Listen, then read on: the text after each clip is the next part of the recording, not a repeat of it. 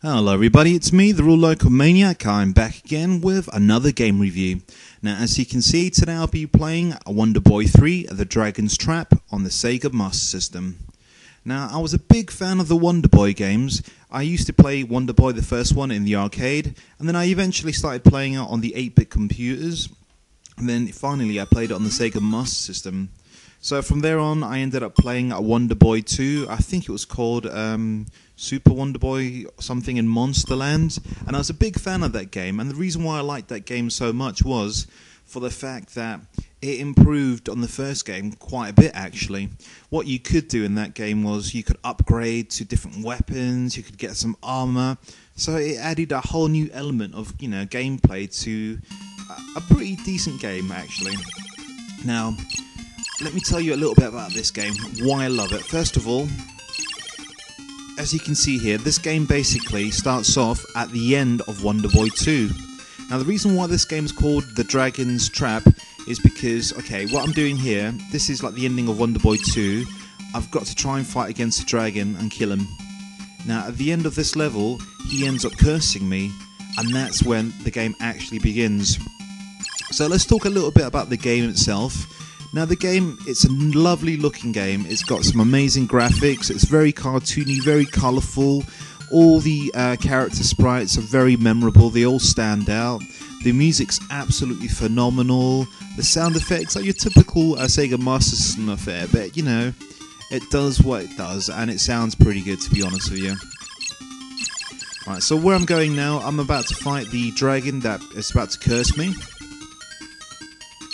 And then I'll tell you a little bit what happens from there. Alright, got to go through that door. Alright, so this basically is recreating Wonder Boy 2. Wonder Boy, Monsterland. Now this is a lot easier to kill this baddie than it was in the other game. I don't think I actually got that far, but I assume it's a lot easier because it actually only takes a few hits. Now the bosses in this game do look really, really nice. It's normally a black screen with a big sort of character there, and that was just, because I don't think the Master System could handle like a background during boss battles. But you know what? It doesn't matter. I think it added like an atmosphere to the game itself. So, alright, this guy only needs a few more hits, and then that's when the journey truly begins. And then I'll explain the style of gameplay in this particular game. Right, so I've killed him. I'm happily collecting my coins there. I've got to avoid that blue flame there, which I happen to walk into. Now this is the first character that you run into in this game. You get cursed into a dragon. Now there's loads of different characters in this particular game. You get the dragon, you get a lion, you get a hawk man, you get a mouse man, you get some sort of like fish aquaman. And the good thing about those characters is everyone's got their own abilities, strengths and weaknesses. This game kind of actually reminds me of Super Metroid, but at the time I'd never actually played Super Metroid, so when I first played this game, there was nothing else quite like it on the Sega Master System, absolutely nothing like it at all. There was always some new area to explore that you couldn't explore before. I mean, say for example, like, I was wandering around a certain level with this dragon and I saw all these little water sections that I couldn't do, and I was thinking, oh, how do I get there? And then later on, when you fight a boss battle and then you get transformed to certain characters, you can access all these different areas. So it was always about exploring, finding new different things, and it's the strength of this game. It's a very difficult game. I don't think I actually ever managed to finish it. It's really enjoyable. Just to help anyone out, that wants to play this game, there is a cheat code. At the beginning of the game, you've got two choices. You've either got continue or new game. So if you press continue, type in the words West 1, which it's W-E, the number 5, T-O-N-E. And what that does, that gives you the ability to change into all the different characters, so you're free to explore all the areas of the game. And the game is actually pretty huge.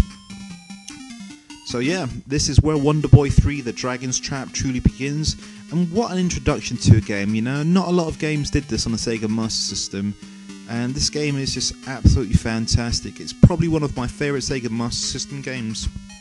Right guys, time to change the subject a little bit now. I want to talk about my style of review.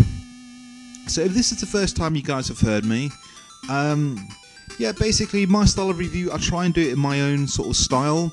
I know the most famous sort of game reviewer out there is probably, you know, the Angry Video Game Nerd. But I'll be honest with you guys, I must have watched about, 2 minutes of one of his videos, but it just wasn't for me.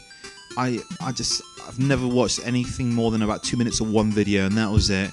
I'm more actually influenced by the UK British guys. There's 3 guys in particular. There's like Spinny Fuck, there's Guru Larry, and Paul is the best for UK. And those guys, the reason why I was influenced by those guys is because those guys had very similar experiences as me growing up in Britain. And I think it is sort of like a world thing where different computers and consoles were released at certain times.